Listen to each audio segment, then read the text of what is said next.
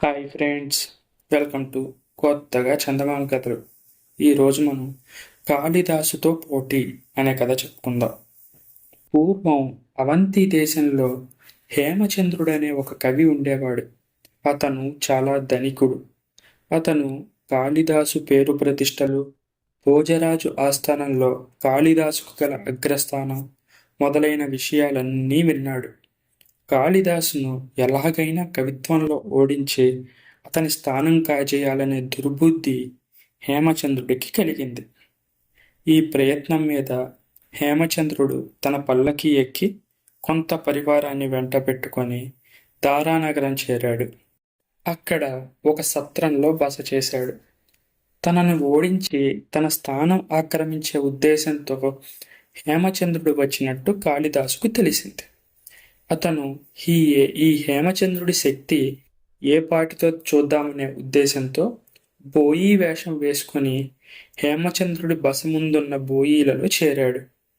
కొద్దిసేపట్లో హేమచంద్రుడు బయటికి వచ్చాడు. ఒరే బోయీలు అని కేకపెట్టాడు. మిగిలిన వారితో పాటు కాళిదాసు కూడా ముందుకు వచ్చాడు. హేమచంద్రుడు పల్లకీలో ఎక్కి కూర్చోగానే ముందు వైపు ఇద్దరు బోయీలు, వెనక వైపున ఇద్దరు బోయీలు పట్టి పల్లకి ఎత్తారు. ముందున్న ఇద్దరిలో ఒకడు కాళిదాసు. పల్లకి సాగిపోతుంది. పల్లకి మోత కొంచెం కూడా అలవాటు లేని కాళిదాసు మాటిమాటికి భుజం మార్చుకోసాగాడు. ఇది గమనించి హేమచంద్రుడు, పల్లకి బొంగు నీ భుజాన్ని బాధిస్తున్నదా అని శ్లోక రూపంలో అడిగాడు. అయితే హేమచంద్రుడు అన్న మాటల్లో ఒక వ్యాకరణ దోషం ఉంది. బాధతే అనవలసిన దానికి అతడు బాధతి అన్నాడు. ఈ అపశబ్దం విని కాళిదాసు ఒక్కసారిగా మండిపోయాడు. నీవు ప్రయోగించిన బాధతి బాధించినంతగా నన్నది బాధించడం లేదు అని ఎత్తి పొడిచాడు. బోయికి ఎంత పాండిత్యం ఉందా అని హేమచంద్రుడికి ఆశ్చర్యం కలిగింది. ఏమో, నీకింత భాషాజ్ఞానం ఎలా కలిగింది అని కాళిదాసును అడిగాడు. అయ్యా, నేను కాళిదాసు గారి పల్లకి మోస్తుంటాను. ఆయన శిష్యులకు పాఠాలు చెప్పేటప్పుడు 4 ముక్కలు నా చెవిన పడతాయే కానీ నాకు భాషాజ్ఞానం అంతగా ఏమీ లేదు అని చెప్పాడు కాళిదాసు. కాళిదాసు పల్లకి మోసేవాడికే ఇంత పాండిత్యం ఉంటే ఇంకా కాళిదాసుకి ఎంత ఉండాలి అనుకొని హేమచంద్రుడు స్వయంగా కాళిదాసుని చూడడానికి బయలుదేరాడు.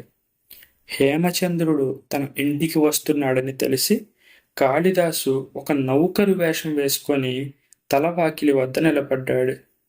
హేమచంద్రుడు కాళిదాసు గారున్నారా అని అడిగాడు. వెంటనే కాళిదాసు ఒక శ్లోకం చెప్పాడు.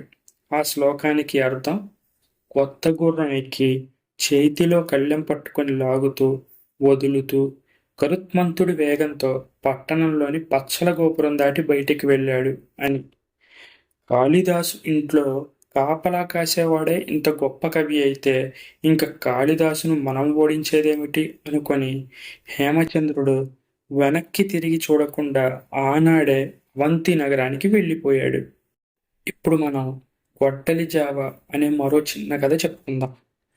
ఒక సిపాయి సెలవు మీద ఇంటికి పోతూ కాళ్ళు నొచ్చి కడుపు మాడి ఒక గ్రామానికి చేరి అందులో ఒక ఇంటి తలుపు తట్టాడు. ఒక ముసలమ్మ తలుపు తీసింది. అవ్వ, నాకు ఆకలి దహించుతుంది, దయచేసి ఇంత గంజి ఉంటే పోస్తావా అని అడిగాడు ఆ సిపాయి. ముసలిది ఉట్టి పిసినిగొట్టు. అయ్యా, నాకే నిన్నటి నుంచి తిండి లేదు నాయన అని అబద్ధం ఆడింది. ఈలోగా సిపాయి కన్ను గదిలో ఒక మూల ఉన్న కర్రలేని గొడ్డలి మీద పడింది. గొడ్డలి తల ఉన్న కమ్మని జావ కాయవచ్చునే అన్నాడు వాడు. గొడ్డలి జావా బాబు, అది నేనెప్పుడూ వినలేదే అన్నది ముసల్ది. అవునా, ఒక కొండ చూపిస్తాను అన్నాడు సిపాయి. వాడు ఆ గొడ్డలిని కడిగాడు, కుండలో పెట్టాడు. అందులో ఇన్ని నీళ్లు పోసి పొయ్యి మీద ఉడుకు పెట్టాడు. నీరు బాగా ఉడుకు పట్టాక వాడు దాన్ని కలియబెట్టాడు. కొంచెం తీసి రుచి చూశాడు. కాస్త ఉప్పుంటే బాగుండునే అన్నాడు. నేనిస్తానుండు బాబు అని మొసలిది ఉప్పు తెచ్చి ఇచ్చింది. సిపాయి ఇంత ఉప్పు తీసి కుండలో వేసి మళ్ళా రుచి చూసి, భేష్, దీనికి ఇంకేమీ అక్కర్లేదు, గుప్పెడు నూకలుంటే చాలు అన్నాడు. నేతేస్తానుండు బాబు అంటూ మొసలిది నూకలు తెచ్చింది. సిపాయి నూకలను కుండలో పోశాడు. గరిటతో కలయబెడుతూ జావ తయారు చేసి మళ్ళీ ఒకసారి రుచి చూశాడు. ఇందులో ఇంత వెన్న కూడా పడితే స్వర్గానికి బెత్తెడు ఎడంగా ఉంటుంది అన్నాడు. ముసల్ది ఇంత వెన్న ముద్ద తెచ్చి ఇచ్చింది. సిపాయి దాన్ని మరుగుతున్న జావలో వేసి కాసేపు కలియబెట్టి పొయ్యి మీద నుంచి కుండ దింపి, ఇప్పుడు రుచి చూడవ్వా అన్నాడు. అవ్వ రుచి చూసింది. ఎంత బాగుంది! గొడ్డలి జావ ఇంత రుచిగా ఉంటుందని నాకు తెలియనే తెలియదు అన్నది. ముసల్దాని అమాయకత్వానికి తనలో తాను నవ్వుకుంటూ సిపాయి కుండలోని జావలో సగం అవ్వకిచ్చాడు. మిగిలిన దాంతో తన ఆకలి తీర్చుకొని తన దారిన తను వెళ్ళిపోయాడు. ఇప్పుడు మనం తప్పులెన్నువారు తమ తప్పులెరుగరు అనే భక్తి కథ చెప్పుకుందాం. బ్రహ్మదేవుడు సృష్టి యావత్తూ ముగించిన పిమ్మట సమస్త జీవరాశులను సమావేశపరిచాడు. జీవులారా, మిమ్మల్ని నా చేతనైనట్లు సృష్టించాను. అయితే మీరిలాగే ఉండిపోవాల్సిన అవసరం లేదు. మీలో మీకు నచ్చని లోపాలు ఏవైనా ఉంటే సరిచేయడానికి నాకేమీ అభ్యంతరం లేదు. మీలో గల లోపాలు సరిచేయడమే కాదు, ఇతరులలో గల గుణాలు మీకు కావాలన్నప్పటికీ నేను మీకు వాటిని ఇచ్చేయగలను. ఒకరి తర్వాత ఒకరుగా నేను చేసిన సృష్టిని విమర్శించుకుంటూ రండి అన్నాడు. ముందుగా కొండముచ్చు లేచింది. గొంతు సవరించుకుంది. నాన్నగారు, నా మట్టుకు నాలో ఎటువంటి లోపం లేదు. నేను నిక్షేపంలా ఉన్నా. కానీ ఈ ఎలుగుబంటిని చూస్తే నాకు ఏడుపు వస్తుంది. ఒంటి నిండా జోలు, అర్థం లేని నడక అదీను అన్నది. తర్వాత ఎలుగుబంటి లేచి, నా బొచ్చుకేం వంకొచ్చింది, హాయిగా వెచ్చగా ఉంటుంది. తమ దయ వల్ల నాకు ప్రతి క్షణం ఎలా ఉండాలో అలా ఉంచారు. కానీ పాపం ఈ ఏనుగుని చూస్తే నాకు చాలా అవకతవకగా అనిపిస్తోంది అన్నది.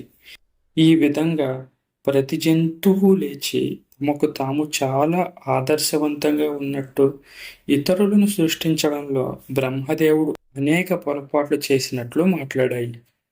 అంతా విని బ్రహ్మదేవుడు చివరికి ఒక్క నిట్టూర్పు విడిచాడు. అక్కడ చేరిన జంతువులన్నిటినీ పంపేశాడు. ఆయనకు వాటి లోపాలను సరిదిద్దవలసిన బాధ కూడా తప్పిపోయింది. ఈ 3 కథలు మీకు నచ్చినట్లయితే దీన్ని లైక్ చేయండి, మీ ఫ్రెండ్స్ అందరికీ షేర్ చేయండి. అలాగే మన ఛానల్ని సబ్స్క్రైబ్ చేసుకోవడం మాత్రం అస్సలు మర్చిపోకండి. Thank you friends.